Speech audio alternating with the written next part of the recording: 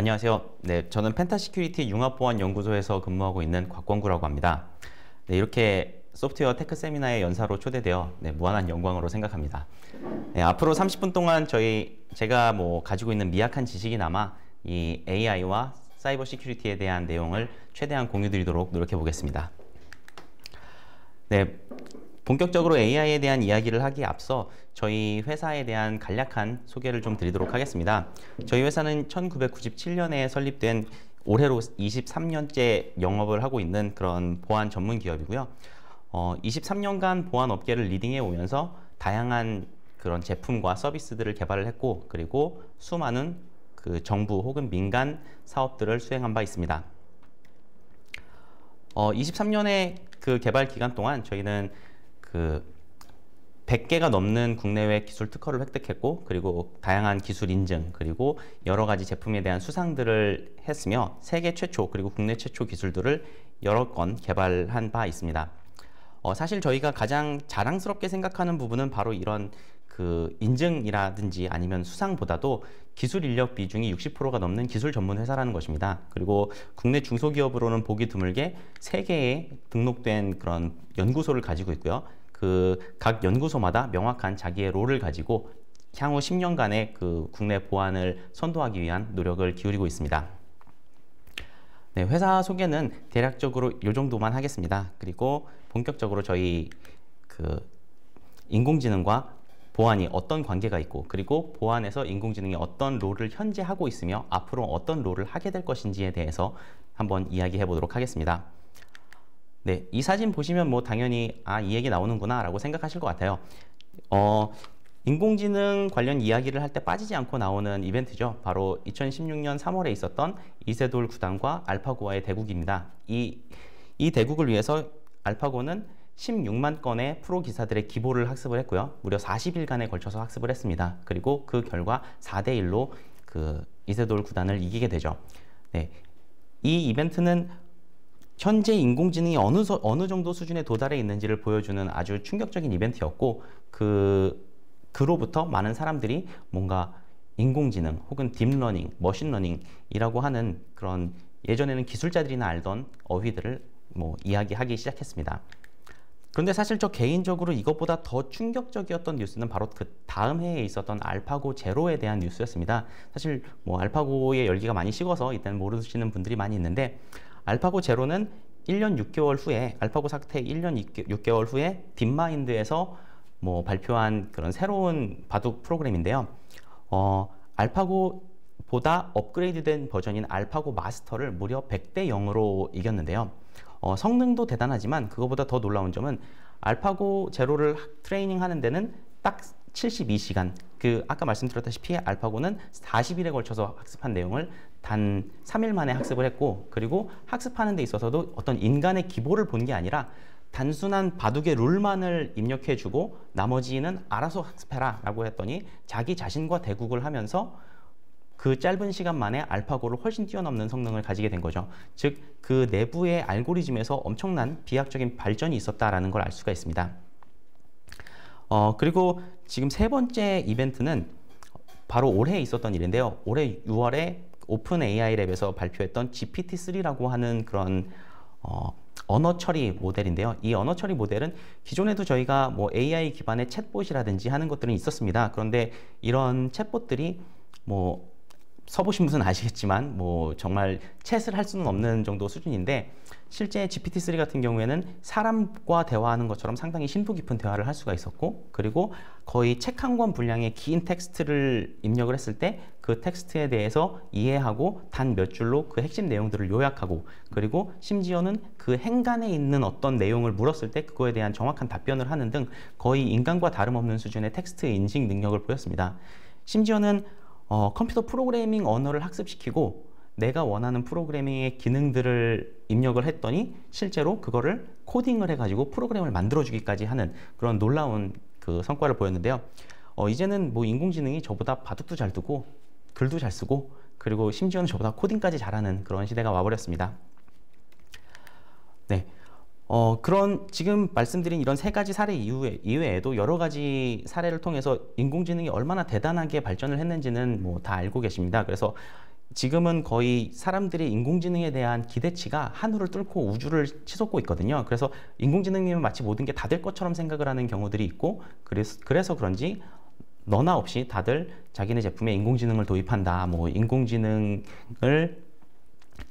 적용된 AI 무엇이다라고 막 이야기를 하고 있는데, 제가 생각하기에 인공지능이 정말 사람 이상의 성과를 낼 수 있는 그런 분야는 두 가지 조건을 만족해야 된다고 봅니다. 첫 번째 조건은 그 정확하고 방대한 데이터가 그 분야 내에 축적이 되어 있어야 됩니다.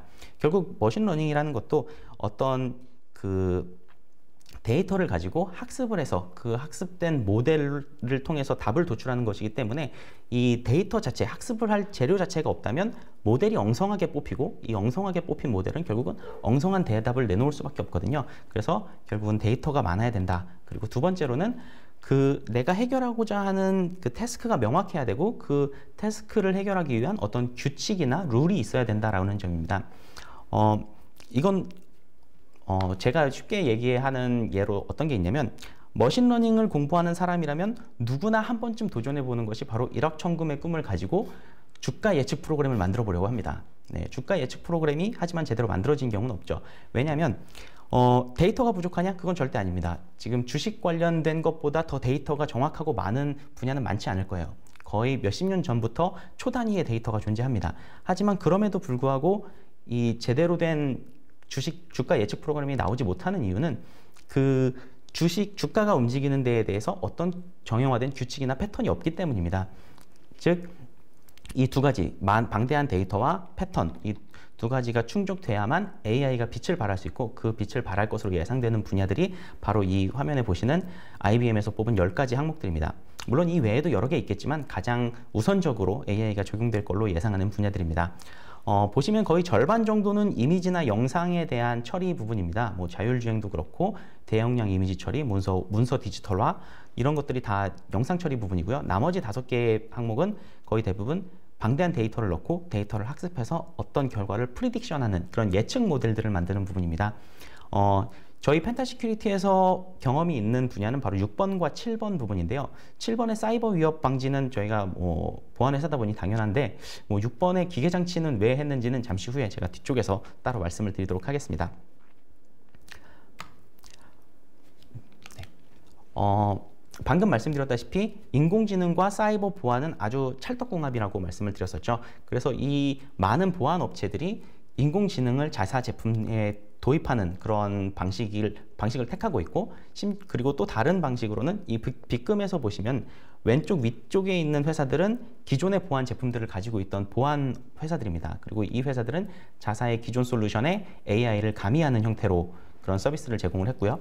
그리고 오른쪽 하단에 있는 업체들 같은 경우에는 아예 태생이 그런 인공지능 회사들입니다. 인공지능 회사들이 인공지능이라는 도구를 가지고 시큐리티라고 하는 프로블럼 솔빙을 위해서 그 회사를 차린 거죠.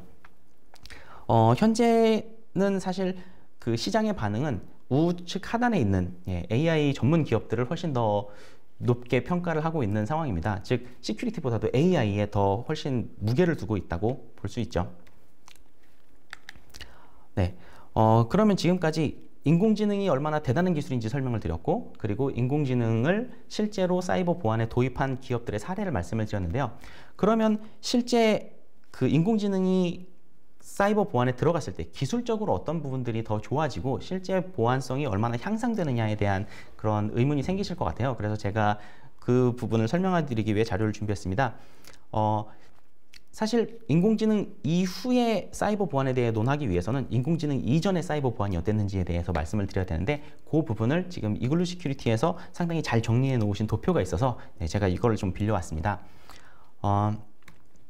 첫 번째, 그 전에 제가 좀 당부드리고 싶은 말씀은 1단계에서 1세대에서 4세대, 뭔가 세대가 높아질수록 더 보안성이 강해지고 더 좋아질 거라고 생각을 하시는데, 물론 그런 분도 있지만 실제적으로 1세대와 4세대는 그 뭐랄까 보안의 영역이 더 넓어졌다 뿐이지 보안성이 더 뛰어나졌다라고 보기는 좀 어렵습니다. 그렇기 때문에 4세대 보안이 최고고 1세대 보안을 아직도 1세대 보안은 좀 보안성이 약하다 이런 식으로 이해를 하시면 좀 곤란하고, 그 어떤 이 보안 시스템을 도입하는 기업의 그 환경에 맞춰서 적절한 보안을 도입하는 게 일단 첫걸음이라고 말씀을 드리고 싶습니다. 네, 우선 1세대 보안에 대해서 말씀을 드리면 소위 말하는 보안 장비들이 전부 다 1세대 보안입니다. 방화벽이 있을 수 있겠고요. 저희가 만드는 웹방화벽, 그리고 뭐 엔드포인트 백신, 뭐 IDS, IPS와 같은 이런 여러 가지 보안 제품군들을 다 1세대 보안이라고 하는데, 여기의 특징은 자기 그 각 제품마다 어떤 특장점들이 있어서 그 장점에 대해서 뭔가 집중을 해서 그 부분에 대한 탐지율과 탐지 속도를 올리는 그런 것들이 바로 1세대 보안의 그 목적이었습니다. 그리고 실제로 여기에 그 인공지능을 가미함으로써 더 똑똑한 방화벽, 더 똑똑한 웹방화벽을 만들 수 있습니다. 그리고 실제로 저희 펜타시큐리티에서는 그렇게 해서 더 똑똑한 웹방화벽을 만든 바가 있고요. 그리고 두 번째 2세대 통합 보안 관제 같은 경우에는 1세대에서 다양한 보안 제품들을 구비를 했을 때 이 보안 제품에서 나오는 그런 보안 정보들, 예를 들어서 탐지 로그라든지 아니면 액세스 로그라든지 하는 이런 정보들을 다 한 곳에 모아서 그거를 전문가가 분석할 수 있는 그런 시스템을 구축하는 것입니다. 그리고 그 전문가가 거기에 대한 적절한 대응을 하고, 그리고 어떤 보안 정책을 수립을 하는 등 이런 소위 말하는 그냥 일반적인 보안 관제라고 했을 땐 전부 다 2세대 보안 관제를 말합니다. 그리고 3세대 보안 관제 같은 경우에는 2세대 보안 관제와 2세대 보안 관제에서 인간이 처리할 수 있는 용량을 넘어서는 그런 방대한 네트워크가 구축되어 있는 회사에서는 데이터를 아주 잘 수집하고 저장하고 분석하는 그런 것들이 인간의 능력으로 할 수 있는 범위를 넘어서기 때문에 뭔가 빅데이터 시스템을 구축하고, 그리고 그 빅데이터 시스템 상에서 뭐 간단한 시나리오를 통한 보안 위협을 탐지하는 정도의 그런 제품군들이 바로 3세대에 포함된다고 볼 수 있습니다. 뭐 유명한 제품으로는 HP의 뭐 아크사이트라든지 아니면 스플렁크 같은 제품들이 3세대 보안 제품이라고 저는 생각을 합니다. 그리고 마지막으로 머신러닝과 AI가 들어가 있는 4세대 보안 같은 경우에는 3세대에서 만들어진 수많은 데이터를 학습을 하고, 그리고 학습된 데이터를 가지고 그 보안 전문가 수준의 높은 인텔리전스를 가지고 어떤 기존에 정의되어 있지 않은 어떤 새로운 보안 위협 혹은 이상행위들을 탐지할 수 있는 그런 것들이 바로 4세대 보안이라고 저는 생각을 합니다. 네. 그러면 3세대 보안과 4세대 보안의 구분이 명확한 구분 포인트는 바로 방금 말씀드렸다시피 어떤 기존의 룰이나 시나리오 베이스로 악성 행위를 탐지하느냐, 아니면 그냥 자기의 인텔리전스를 가지고 뭔가 이상행위나 악성 행위를 탐지하느냐의 차이라고 말씀을 드릴 수가 있는데요. 그래서 제가 생각하기에 AI만이 할 수 있는 그 보안 영역은 APT 공격을 탐지하는 부분입니다. APT 공격이라고 하는 것은 지능형 지속 공격이라고 번역이 되는데요. 어떤 특정인이나 혹은 특정 기업을 그 고도의 해킹 기술을 가지고 장시간 동안 데이터를 수집해서 해킹을 하는 그런 류의 공격들을 APT 공격이라고 하는데요. 국내에서만 매년 약 2조 원 정도의 그런 금전적인 피해가 발생을 하고, 그것보다 더 큰 문제는 실제 APT 공격을 당한 사람들이 그것을 인지하는 데 걸리는 시간이 너무 오래 걸린다는 거죠. 심지어 인지를 아예 못하는 경우도 많이 있을 것이고요. 그래서 이렇게 늦게 인지를 하다 보니까 적절한 대응을 하지 못하고 범인을 잡지도 못하고 어떤 데미지 컨트롤을 전혀 할 수 없는 상황이 되기 때문에 더욱 위험한 공격이 APT 공격이라고 이야기할 수 있습니다. 그래서 이 APT 공격을 탐지하기 위해서는 저는 기존의 공격들을 크게 두 부류로 나누면 저는 자동화 공격과 APT 공격이라고 구분을 하는데요. 자동화 공격이라고 하면은 어떤 봇이라든지 아니면 원바이러스라든지 어떤 자동화 툴을 이용해서 그냥 대량의 스캔을 통한 그런 공격을 하는 겁니다. 뭐 소위 여러분들 자주 들어보셨을 랜섬웨어라든지 하는 것들이 바로 이 자동화된 공격을 통해서 많이 퍼지고 있죠.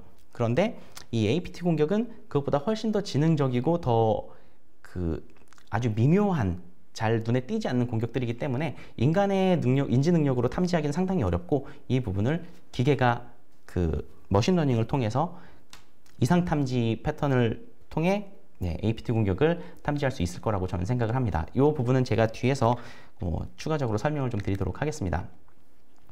네, 지금까지 제가 일반적인 인공지능과 보안에 대한 관계를 이야기해 드렸다면, 본격적으로 저희 회사의 제품에서 인공지능을 탑재해서 제품의 보안성을 향상시켰던 내용을 좀 말씀드리도록 하겠습니다.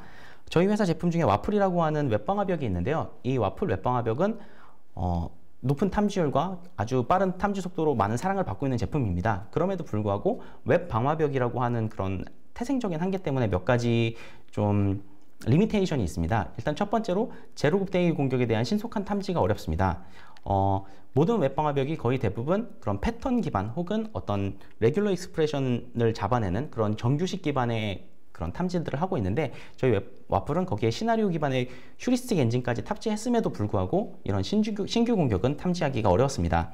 그리고 정상 사용자가 이상 행위를 하는 부분에 대해서 탐지가 어렵습니다. 즉, 정상적으로 어떤 사용자가 로그인을 해서 자기가 사용할 권한이 있는 서비스들을 사용할 때는 얘가 아무리 이상하게 그걸 사용한다 하더라도 탐지하기가 어렵습니다. 하지만 저희가 요 머신러닝을 통해서 이런 부분들을 탐지할 수 있도록 좀 기능을 업그레이드 했습니다.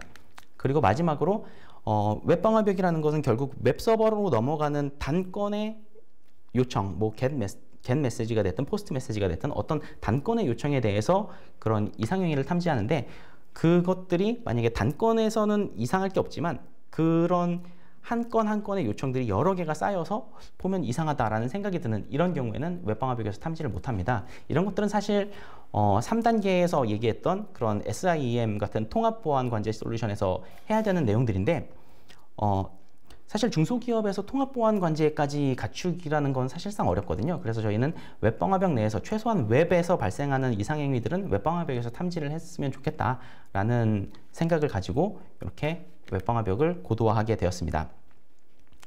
네, 웹방화벽을 고도화하는데 가장 먼저 했던 거는 저희가 그 웹방화벽의 기본이라고 할 수 있는 탐지율을 높이고 속도를 빠르게 하는 부분이었습니다.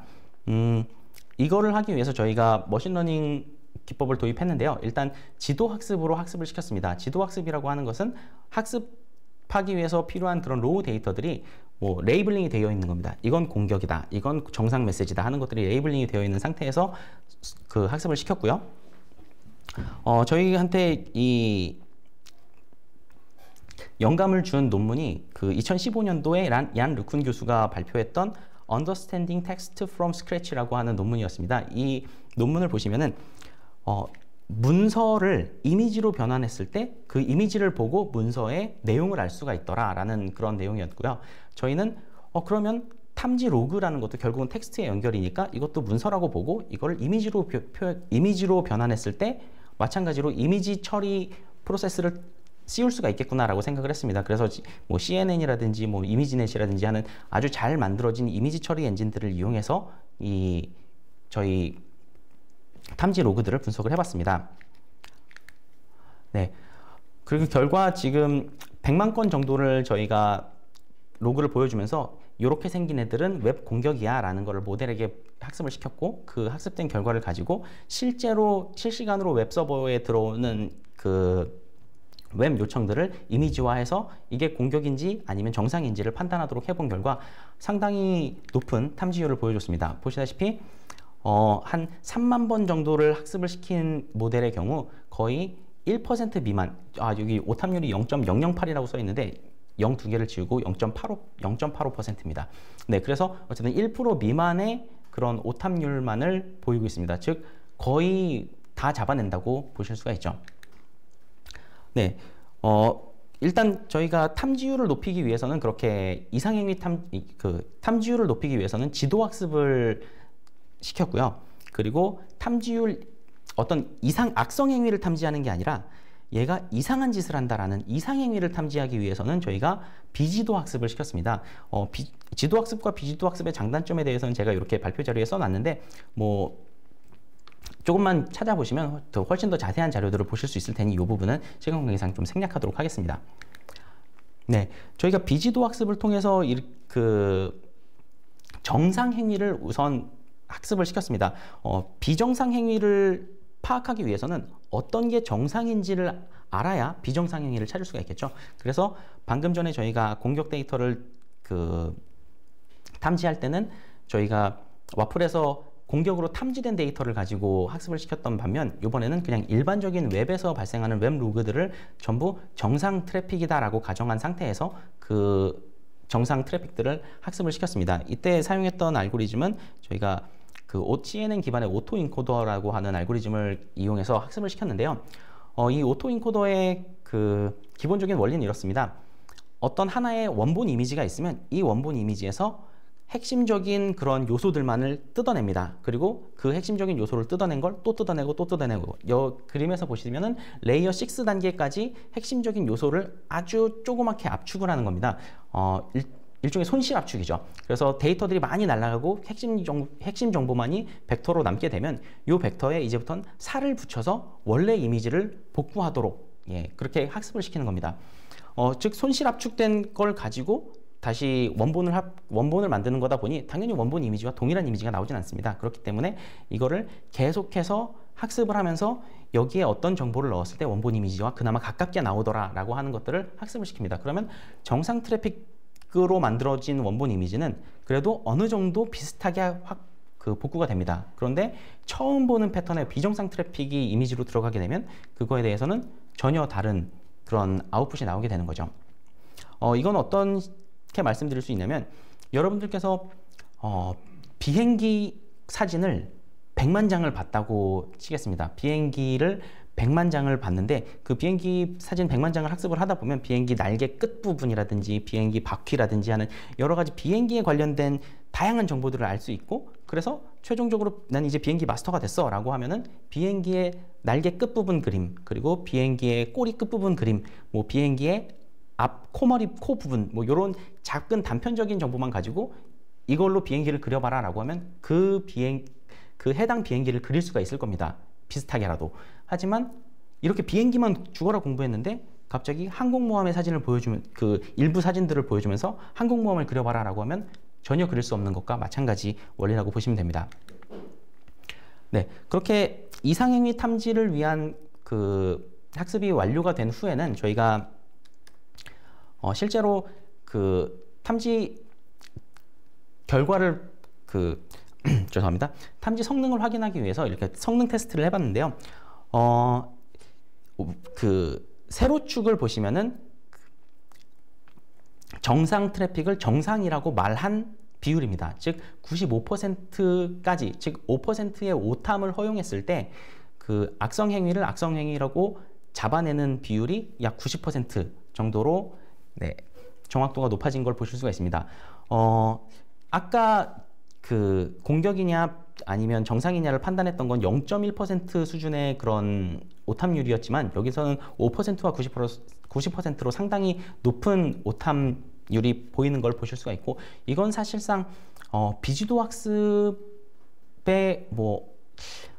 굴레라고 할까요? 비지도 학습이기 때문에 사실상 저 이상 올리기가 상당히 어렵기도 하고, 네, 그리고 저 정도 오탐률이라고 한다면 현재 존재하는 웹 방화벽들 중에서는 그래도 상당히 상위권에 들 수 있는 탐지율이기 때문에 저희는 상당히 의미 있는 결과라고 생각을 합니다.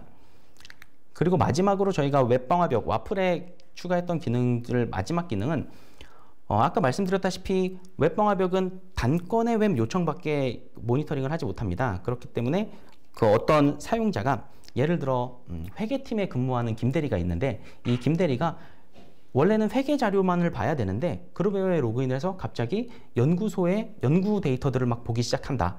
그런데 그룹웨어 안에서 어떤 뭐 권한 통제나 액세스 컨트롤이 없기 때문에 뭐 누구나 다 볼 수 있는 자료였다고 할 경우에 사실 그 사람이 보안을 위반했느냐? 그렇지는 않습니다. 하지만 회계팀이 연구소 데이터를 보는 건 뭔가 이상한 거죠. 그런 이상행위를 탐지하기 위해서는 그 사람이 평소에 하던 행위, 즉 회계 데이터를 보던 그 행위와 현재 하고 있는 행위, 지금 이 연구소의 데이터를 열람하고 있는 이 행위, 이 두 개 간의 차이가 있다는 걸 판단할 수가 있어야 되고, 그거를 하기 위해서 저희는 이 LSTM이라고 하는 그런 알고리즘을 이용해서 어느 정도 그 메모리를 두고 예를 들어 지난 10분 동안의 활동이라고 하면 지난 10분 동안을 하나의 청크로 둬서 10분 단위로 타임 슬라이드를 옮겨가면서 그 10분 단위에 이 사람의 행동 패턴들을 파악을 했고, 이 사람이 갑자기 이 지난 10분과 전혀 다른 행동을 했을 때는 얘 뭔가 이상한 짓을 한다라는 것을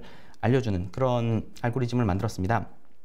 그리고 실제로 저희가 요 기능 같은 경우에는 저희가 국가 과제로 제출을 했었는데요. 상당히 좋은 평가를 들었고, 그리고 저희 제품에도 조만간 업그레이드가 될 예정입니다. 그리고 지금 갑자기 자동차 그림이 나와서 이게 뭐야? 라고 생각하시는 분들이 계실 수도 있는데, 아까 제가 그 인공지능을 적용하기 좋은 10가지 분야 중 6번째 분야가 기계장치의 부품에 대한 데이터를 학습한다라는 내용이었는데요. 저희가 바로 요 장표가 바로 그 장표입니다. 저희가 신규 사업 아이템으로 그 자동차 보안 분야에 상당히 깊게 인볼브가 되어 있는데요. 자동차 보안을 연구를 하다 보니까 자동차에는 내부에는 ECU라고 하는 아주 작은 컴퓨터들이 여러 개 들어 있습니다. 뭐 작은 차량들은 뭐 수십 개에서부터 뭐 고급차는 수백 개, 100개 이상에 달하는 그런 ECU들이 들어가 있는데요. 이런 ECU들 간에 서로 통신을 해가면서 뭐 방향을 튼다든지 아니면 속도를 엑셀레이션을 한다든지 하는 다양한 행위들을 합니다. 즉 이 ECU들 간의 대화를 하는 통로가 바로 CAN이라고 하는 컨트롤러 에어리어 네트워크라고 하는 그런 네트워크를 통해서 통신을 하는데요.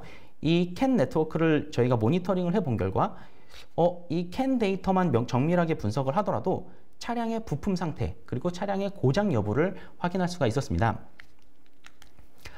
지금 그리고 참 한 가지 좀 아쉬운 점은 요거는 저희가 그 국내 완성차 업체랑 같이 진행을 했던 프로젝트고 사실 그 부분에서 그 NDA가 걸려 있어서 자세한 내용은 말씀드리기가 좀 어렵지만 저희가 CAN 데이터를 분석해서 어떤 차량의 고장 여부를 바로 판단할 수가 있더라라는 그런 결과 값입니다. 차량이 고장나면 고장난 부위에 대한 엔진이 고장났으면 엔진등이 들어온다거나 어떤 뭔가 이상이 있으면 그 고장등이 들어오죠. 근데 그 고장등이 CAN 데이터 안에 포함되어 있을 시점에는 이렇게 상당히 큰 차이를 두고 그 차가 고장났다라는 걸 알 수가 있습니다. 지금 저희 파란색과 빨간색으로 물결치는 부분은 차량이 고장나지 않은 상태일 때의 CAN 데이터라고 보실 수가 있고요. 그리고 그 위에 노란색 점 같은 경우에는 차량이 고장났고 고장 경고등이 들어온 상태에서의 그 CAN 데이터를 분석한 그 MES 값입니다. 그러면 이거는 뭐 고장등 바로 보면 알 수 있는 걸 굳이 이렇게까지 해야 되냐라고 생각하실 수가 있는데 고장등이 들어오기 전에도 충분히 그 유의미한 그 CAN 데이터의 변화가 나타나는 걸 보실 수가 있습니다. 보시다시피 이 고장등이 들어오기 전 단계에서도 이미 노란색 선이 상당히 높이 올라가 있는 것을 보실 수가 있고 이 결과 그 고장등이 알아채기 전에 이미 고장을 판단할 수가 있고 어떤 부품을 미리 갈아서 더 많은 뭐 인명피해를 좀 줄일 수도 있을 것이고 그리고 오히려 그 정비 비용이 더 저렴해질 수도 있고 하여튼 그런 여러 가지 장점들이 있습니다. 그리고 이 장표 같은 경우에는 저희가 CAN 데이터만을 분석해서 이게 어떤 차량인지 어떤 차량인지 그리고 어떤 운전자인지까지 판단할 수 있다라고 하는 부분입니다. 저희가 니로 차량에서 CAN 데이터를 수집해서 그걸로 학습한 모델을 가지고 코나 차량에 탑재를 했더니 보시는 바와 같이 뭔가 그 엄청난 차이가 발생하는 걸 보실 수가 있죠. 즉 차량이 바뀌었다, 다른 차량이다라는 걸 판단할 수가 있는 거고요. 그리고 집에 운전하시는 분이 여러 분이 계실 때는 예를 들어서 아빠가 운전할 때는 어떤 패턴으로 운전하고 그리고 엄마가 운전할 때는 어떤 패턴으로 운전할 때 그런 패턴들을 파악해서 그런 어떤 운전자가 운전하고 있는지까지 저희 CAN 데이터의 머신러닝을 통해서 판단할 수가 있었습니다.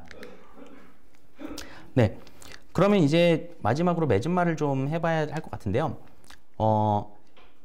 인공지능과 보안은 상당히 찰떡궁합이다. 아까 말씀드렸던 내용이죠.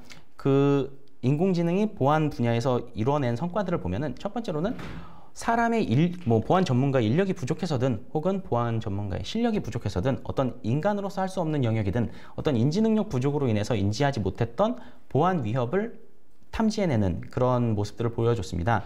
그리고 두 번째로는 기존의 룰이나 혹은 시나리오 기반의 그런 악성 행위 탐지에서부터 어떤 이상 행위 혹은 유저 비헤비어 UBA라고 하는 유저 비헤비어 그 단위의 탐지로 한 단계 더 진화하는 그런 계기를 마련해 줬고요.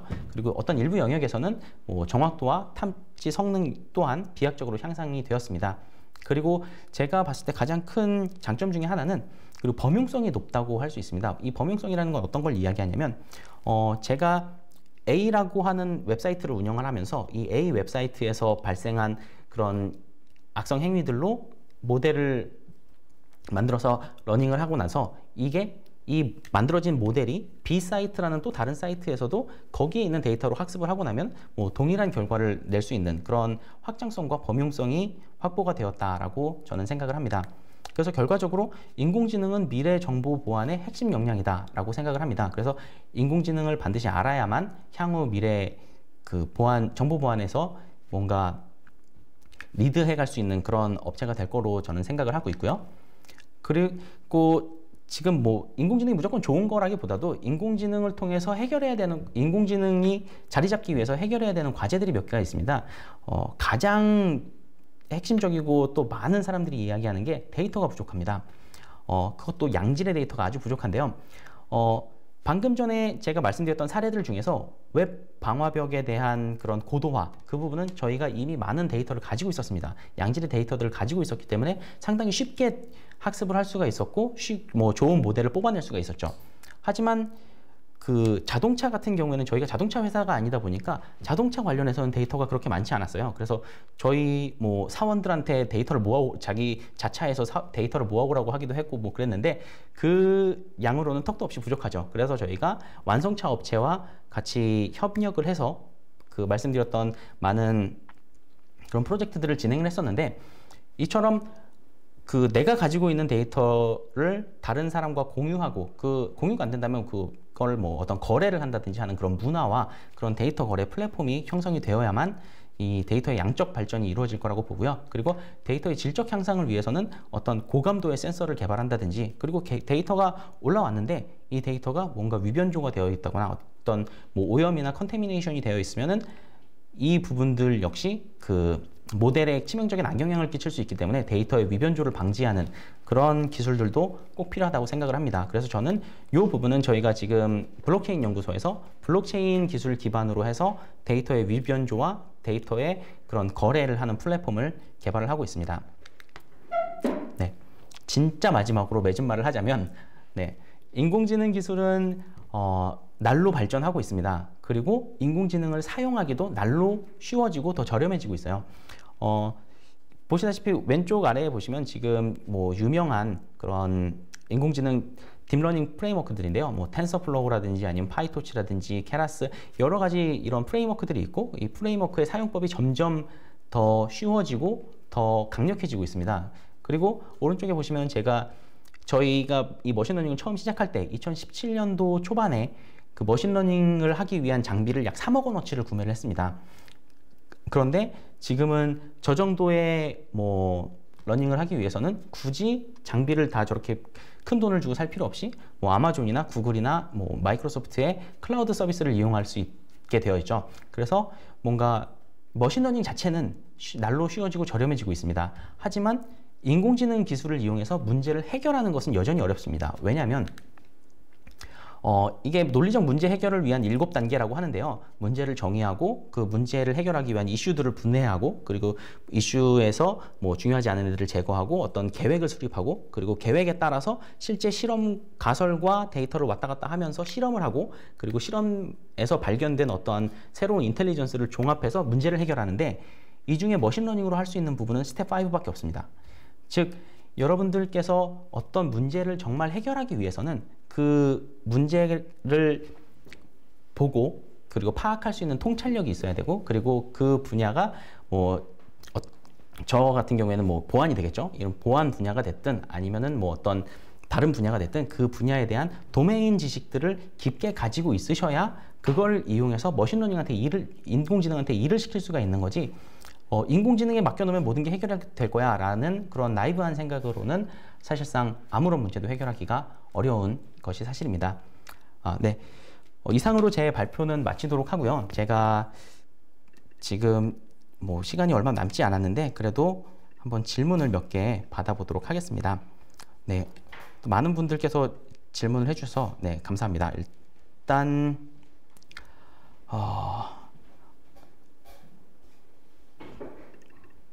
네, 익명분께서 말씀해 주신 결국 AI의 관건은 데이터인데 어떻게 양질의 데이터를 수집하고 가공해서 학습을 시키고 현장에 사용할 수 있을까요? 라고 하는 질문을 주셨습니다. 네, 이 부분은 방금 전에 제가 그 말씀드렸던 부분과 좀 일맥상통하는 것 같습니다. 제가 그 양질의 데이터를 수집하는 부분이 그 부분에 대해서 말씀을 드리자면 데이터의 해상도를 높여야 됩니다. 지금 예를 들어서 어떤 이미지 데이터라고 했을 때도 예전에 정말 뭐 HD 화질로 보던 그 이미지와 지금의 4K 혹은 뭐 더 나아가서 8K까지 지금 화면 그 이미지들이 찍히는데 이 해상도에서 받을 수 있는 정보의 양이라는 건 어마어마한 차이가 있는 거죠. 단순히 이런 이미지뿐 아니라 그런 어떤 센서 데이터라든지 아니면 뭐 자율주행으로 치면 라이다나 레이다나 이런 센서들의 그 센싱 능력이 더 발전을 해야 되고, 이 부분은 뭐 하드웨어적인 발전이니까 제가 어떻게 할 수 있는 부분은 아닌데, 네. 그리고 그 두 번째로는 이렇게 해서 수집된 데이터가 이 데이터는 원본 데이터 그대로 나한테 넘어왔다라는 걸 보증할 수가 있어야 됩니다. 즉 이 데이터가 나에게 오는 과정 중에 데이터의 위변조가 발생을 했다거나 아니면 누락이 발생했을 경우에는 전체적인 모델이 망가질 수가 있기 때문에 이런 부분들을 블록체인으로 저희가 해결하고자 하는 것이고요. 그리고 가공해서 학습을 시키고 현장에 사용하는 부분들은 뭐 제가 말씀드렸다시피 그 수많은 그런 프레임워크들이 있습니다. 이 프레임워크들을 적절히 이용하시면 뭐 기본적인 문제들을 해결하는 데는 큰 어려움이 없으실 거라고 생각이 됩니다. 그리고 다음 문제를 한번 보겠습니다.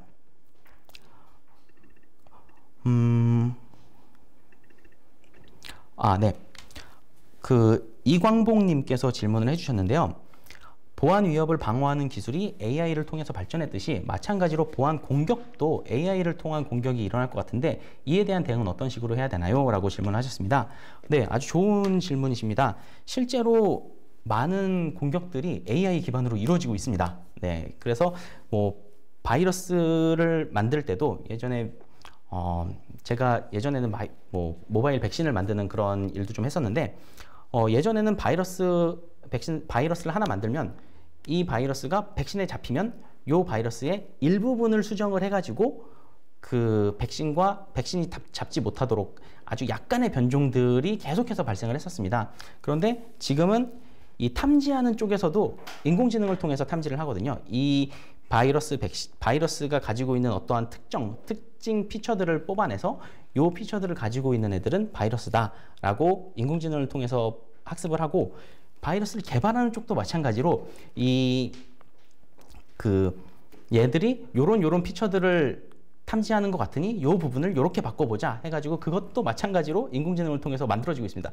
즉 인공지능의 싸움이에요. 그래서 여기에 대한 대응 방식이라고 하면은 지금까지 보안은 늘 그래왔습니다.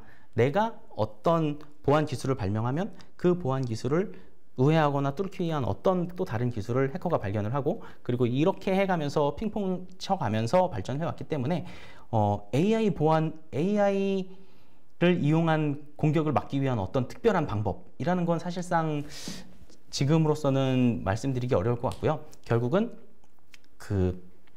서로 계속해서 그렇게 싸워가면서 발전을 하는 거다라고밖에 말씀을 드리기가 어려울 것 같습니다. 네. 네. LSH님께서 질문을 또 좋은 걸 해주셨는데요. 자율주행차의 사례에서 보듯이 AI 오작동으로 인해 피해가 종종 나오는데 AI 기반 기업 보안에서 오작동이 발생하면 그건 어떻게 제어를 하느냐라고 질문을 하셨습니다. 그래서 저는 사실 아까도 말씀드렸다시피 그 어느 정도의 오탐이라는 거는 있을 수밖에 없습니다. 사람이 직접 하더라도 마찬가지로 있을 수밖에 없는데, 이 AI 인공지능을 통한 어떤 그 보안 관제는 결국은 아까 그 도표에서 보였던 2단계 그 사람 보안 전문가가 직접 하는 그 보안 관제를 서포트하는 역할 수준에서 그쳐야 한다고 생각을 합니다. 완전히 뭐 테슬라 같은 자율주행도 마찬가지잖아요. 자율주행에 완전히 몸을 맡기고 그 안에서 잠을 자거나 술을 먹으면 위험한 것처럼 이것도 마찬가지로 보안 전문가들이 그 AI가 탐지한 내용들을 모니터링을 하고 있고 거기에 대한 적절한 대응을 하고 거기에 적절한 정책을 세워야지 진정 제대로 된 보안이 이루어지는 것이지 AI만 뭔가 100% 믿어서는 곤란하다라고 저는 생각을 합니다. 네, 시간이 네.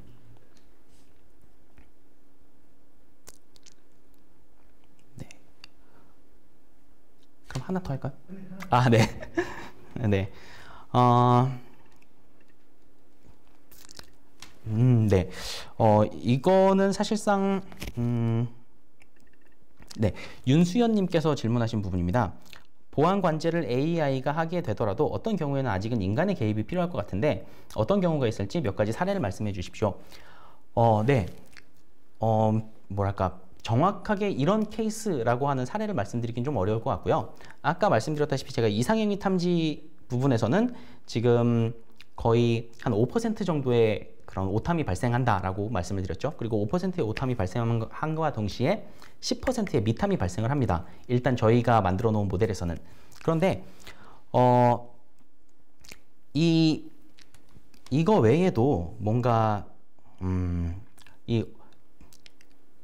아직까지는 뭔가 이 AI에게 모든 권한을 주고 네가 알아서 차단을 해라 혹은 뭐 네가 알아서 이 사용자를 뭐 권한을 컨트롤해라 라고 하기는 좀 무리가 있고 그 부분에 대해서는 어떤 학습된 내용을 가지고 탐지를 했을 때 탐지된 내용을 그 보안 관리자에게 리포트를 하고 보안 관리자가 그거에 대한 적절한 대응을 해야 되는 그런 단계라고 아까 말씀을 드렸고요. 이건 아까 했던 얘기 같은데 네, 이거 질문을 좀 잘못 고른 것 같습니다. 아까 질문 드렸던 내용을 또 드리는 것 같네요. 답변 드렸던 내용을 또 답변 드린 것 같네요. 네. 네. 그러면 네, 제가 너무 말을 길게 해서 질문을 몇 개 답변을 못 드린 것 같아요. 그래서 좀 아쉽긴 하지만 혹시라도 정말 꼭 알고 싶은 질문이 있으시면은 제 이메일이라든지 어떤 다른 경로를 통해서 얼마든지 답변을 드릴 테니 네, 이 정도로 마무리하도록 하겠습니다. 감사합니다.